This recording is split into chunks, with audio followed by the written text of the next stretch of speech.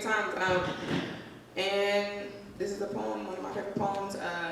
Thank you so much to the Word Musician, or Tiffany, for having me here. She is a very prominent person in my life, and I really appreciate her because she definitely reminds me to breathe. So in look at that, I'm gonna do a poem I got called Breathing. Feel free to follow along if you want to, but do not kill yourself trying to. Thank you. On the count of 3, let's take an inhale together. 1, 2, 3, inhale.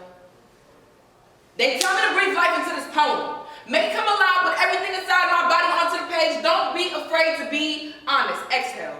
And honestly, I'm not sure what that means. Inhale. Make it come alive when I can barely process the constant battle of circling around the air in my chest until it's polluted itself. So now, I'm known as a shit talker. Voice back into categories. Exhale. This breathing has always been difficult. I remember the first time I had an asthma attack. My body fought me. It threw its dukes up and said that we need a break from breathing. My lungs dropped to my hips. I lost my sight. My legs buckled that day, and let's just say I haven't really stood upright since until I made poetry my lungs and words my heart. A circulatory system designed for my healing, filtering the trauma out of my bloodstream, pumping the failure through the pharynx with each stage, with each step, with each breath. But now, it feels like my lungs are collapsing. I don't know CPR. I can't predict reaction. Inhale, how do I make this poem come alive for you? When you're already dead inside. Nor are you looking to get back in touch with who you are. Rather breathe in small than take in the truth dead in front of you or around you. Exhale, say this poem should be heavy. But I don't really like heavy breathing. I get faint. I feel winded. My pipes seem rusty. These hard looks around me that time that I almost drowned. And Somerville Lake inhale pressure on my diaphragm being dragged away. It reminds me of the sea of people I never know. If the compliments are here to keep me afloat or drag me away from my greatness, keep me complacent. Exhale, how am I supposed to breathe when I'm down on bended knee? My back is cracked, esophagus pressed to the back. I'm gasping for your understanding. I'm gasping for the parallel vertical L's and my larynx to finally be open. I'm gasping for air. Inhale.